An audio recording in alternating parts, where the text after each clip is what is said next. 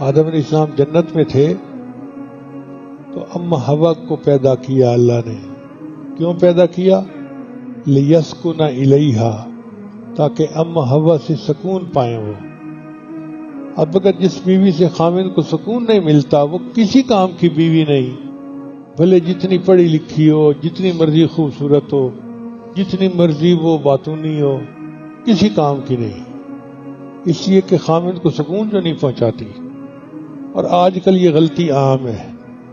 औरतों ने मर्दों को ऐसी परेशानियां दी हुई होती हैं कि उनको tension.com बना देती हैं। जिसको देखो टेंशन टेंशन टेंशन टेंशन। इनके मुतालबे ही पूरे नहीं होते, तो ऐसे नहीं होना चाहिए।